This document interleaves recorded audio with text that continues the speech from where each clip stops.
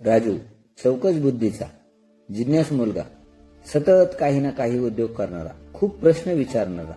1/1 म्हणजे किती, 0/1 म्हणजे किती, यात फरक काय, सूर्याचं तापमान किती, असे प्रश्न विचारून भंडावून सोडणारा हा राजू रस्त्यात त्याला काही नवीन वस्तू अथवा प्राणी दिसला म्हणजे तो त्यातच रमत असे.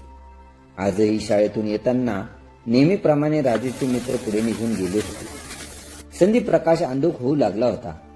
राजू एक एक दगड उचलून बॉलिंग करावी तसा फेकत रस्त्याने चालत होता. अचानक एक गुळगुळीत दिसणारा पण स्पर्शाला खरखरीत असा दगड राजूच्या हाती आला. त्यानं तो नेहमीप्रमाणे फेकला, पण तो घरंगळत न जाता उड्या मारत अपेक्षेपेक्षा खूपच अंतरावर जाऊन थांबला. गाडीला ब्रेक लावावा तसा. राजूला आश्चर्य वाटलं. तो थोडा वेळ थबकला.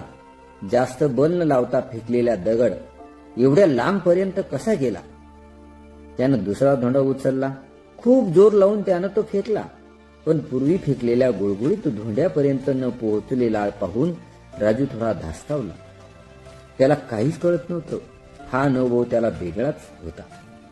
राजूला या नवीन धोंड्याची गंमत वाटली. एक नवीन खेळणं आपल्या हाती लागल्याचा आनंद त्याच्या चेहऱ्यावर दिसत होता. हा धोंडा काहीतरी विलक्षण असल्याची जाणीव त्याला झाली. शाळा सुटून बराच वेळ झाला होता. अंधार दाटून आल्यानं हा खेळ राजूला थांबवावा लागला. तो विलक्षण धोंडा त्याने उचलला. अजूनही काही वेगवेगळ्या प्रकारची दगड त्याने गोळा केले होते. राजू घरी आला. नेहमीप्रमाणे त्याचं स्वागत होणारच होतं. राजूचे वडील बाबा पाटील कडक शिस्तीचे आणि करारीही. घरी येताच बाबळांचा करडा स्वर राजूच्या कानी पडला. राजू कुठे होता इतक्या वेळपर्यंत? काय धोंडे? बाबांनी राजूच्या खिशातील सर्व दगड धोंडे काढून बाहेर फिरकावले. फेकलेल्या त्या गुळगुळीत धोंड्याकडे राजू आशाळभूत नजरेने पाहत राहिला. रात्र बरीच झाली होती, पण राजूला झोपच येत नव्हती. बाबांनी बाहेर फेकलेला तो गुळगुळीत धोंडाच त्याच्या डोळ्यासमोर येत होता. आजूबाजूला पाहत तो बाहेर पडला. बाहेर किट्टा अंधार पडणार होता. तरी देखील बाबांनी जिथे ते सर्व दगडधोंडे भिरकावले होते ती जागा त्याने शोधून काढली, पण तो धोंडा काही सापडेना. राजू कष्टाने उठला. शेवटचा प्रयत्न म्हणून झुडपामध्ये शोधण्याचा निर्णय त्याने घेतला. तिकडे जात अंधुकशी चकाकी असलेला तो धोंडा दिसला. म्हणजे रात्रीच्या वेळी हा असा दिसतो तर? कुठलीही भीती न बाळगता राजूनं झुडपात हात घालून तो धोंडा काढला. दबक्या पावलानं घरात येऊन टेबलाचा ड्रावर हळूच उघडून त्याने सगळे धोंडे एका कोपऱ्यात ठेवले.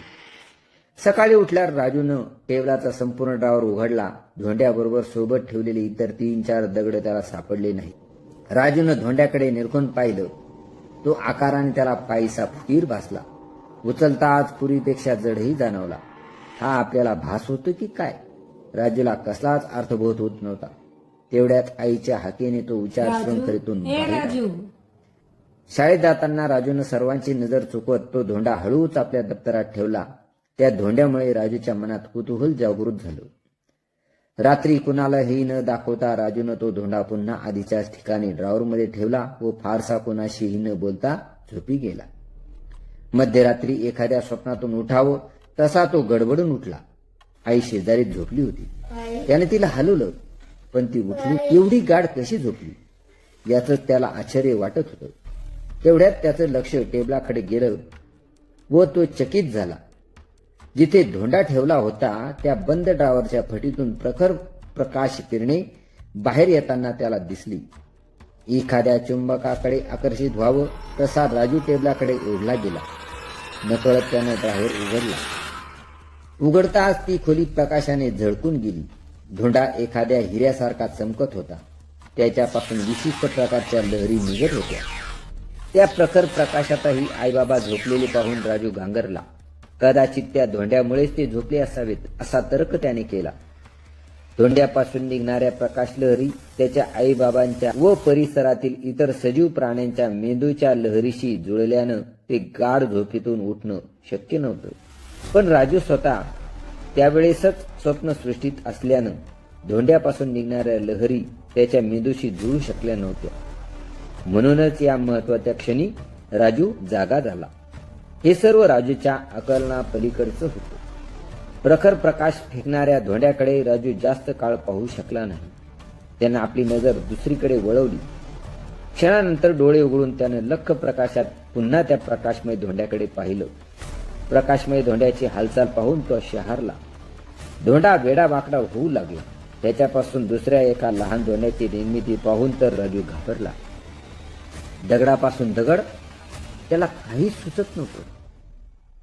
नुकत्याच जन्मलेल्या त्या लहान धोंड्याची हालचाल पाहून राजूला भीती मिश्रित गंमत वाटली. छोट्या धोंड्याला स्पर्श करण्याचा मोह त्याला झाला, पण तो त्याने टाळला. दोन प्रकाशमय धोंडे त्याला आता स्पष्ट दिसत होते. धोंड्यांचा प्रकाश हळूहळू लुप्त होऊ लागला. सकाळी उठताच रात्रीचा स्वप्नवत प्रसंग राजूला आठवला. तसाच वेगानं तो टेबलाकडे धावला. आता एक लहान व दुसरा मोठा धोंडा पाहून त्याचं हृदय धडधडलं. रात्री आपण जे काही पाहिलं ते खरंच असल्याची खात्री त्याला पटली. दोन्ही धोंडे त्यानं खिशात टाकले. राजू शांतपणे आपली तयारी करून शाळेत निघून गेला. शाळेत येताच राजूनं शिक्षकांना, मित्रांना धोंड्याविषयी सांगण्याचा प्रयत्न केला, पण त्याचा हा नेहमीचाच विचित्रपणा असेल म्हणून त्यांनी टाळलं. तो निराश झाला. कुणीच ऐकत नाही म्हटल्यावर त्याची जास्तच घालमेल होऊ लागली. तो अस्वस्थ झाला. त्याच दिवशी शाळेत विज्ञान मंडळातर्फे प्रसिद्ध विज्ञान कथाकार श्री अनिल घोटे यांचं व्याख्यान होतं. त्यांनी अंतराळासोबत परग्रहावरील जीवनसृष्टी संबंधी कथा सांगितली. राजूनं त्यांची कथा बारकाईनं ऐकली. त्यानंतर राजूचा संपूर्ण दिवस अस्वस्थतेत गेला. त्यातच त्यानं एक ठाम निश्चय केला. राजूच्या ठाम निश्चयाला त्याच्या बाबांचाही पाठिंबा मिळाला. राजूच्या शाळेतील पाटील सरांनी राजू व त्याच्या बाबांना प्रसिद्ध शास्त्रज्ञ डॉक्टर अनिल घोटे यांच्याकडे नेले. त्यानंतर काही दिवसांनी अनिल घोटे त्यांच्या समवेत त्यांचे शास्त्रज्ञ मित्र डॉक्टर कसबे व डॉक्टर पंडित हे राजूच्या शाळेत आले. आज आपल्या प्रशालेमध्ये मार्गदर्शन करण्यासाठी प्रसिद्ध शास्त्रज्ञ डॉक्टर अनिल घोटे सर, डॉक्टर कसबे साहेब, पंडित साहेब सुद्धा या ठिकाणी आलेले आहेत. तर आपल्याला ते मार्गदर्शन करणार आहे. राजू अतिशय चाणाक्ष व हुशार मुलगा आहे. कुठल्याही गोष्टींचा पाठपुरावा करण्याची त्याची नैसर्गिक प्रवृत्ती आहे. कुतूहलापोटी जमवलेल्या धोंड्यांविषयी सांगण्यासाठी राजू 6 दिवसापूर्वी त्याच्या बाबांबरोबर माझ्याकडे आला होता. त्याच्या हातात धोंडे पाहून मलाही प्रथम त्याच्याविषयी शंका आली, पण पुढे धोंड्याविषयीचा अनुभव त्याने माझ्याजवळ सांगितला आणि मी त्याने शहारलो.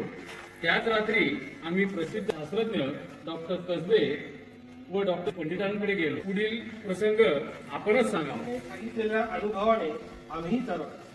आमच्या समोरच ते 2 धोंडे त्याने ठेवले होते. त्याच रात्री आम्ही संशोधनाला सुरुवात केली. हा छोटा राजू देखील बरोबर होता. त्या धोंड्यातून आम्हाला धक्कादायक माहिती मिळाली. हे धोंडे दूरवर असलेल्या परग्रहावरील सजीव प्राणी होते. आपल्यापेक्षा कित्येक पटीने बुद्धिमान असे धोंडे अमेरिकेच्या एका प्रांतात सापडल्याची नुकतीच बातमी आली आहे. या धोंड्यामध्ये पृथ्वीवरील सजीवांबरोबर निर्जीव वस्तूही गिळंकृत करण्याची क्षमता होती. अगदी दगड सुद्धा त्यानं त्यांचा उदरनिर्वाह होत होता. पर्यायानं प्रजनन क्षमता वाढवून त्याच्यापासून दुसऱ्या धोंड्याची निर्मिती होऊ लागली. राजूनं हे शोधलं नसतं तर काही वर्षातच मानवाचं उच्चाटन झाल्याखेरीज राहिलं नसतं. त्यासाठी धोंड्याचा नायनाट करणं आवश्यक होतं. त्यात आम्ही यशस्वी झालो. याचं श्रेय राजूलाच आहे. त्याच्यामुळे पृथ्वीवरील आयुष्य कळलेलं आहे.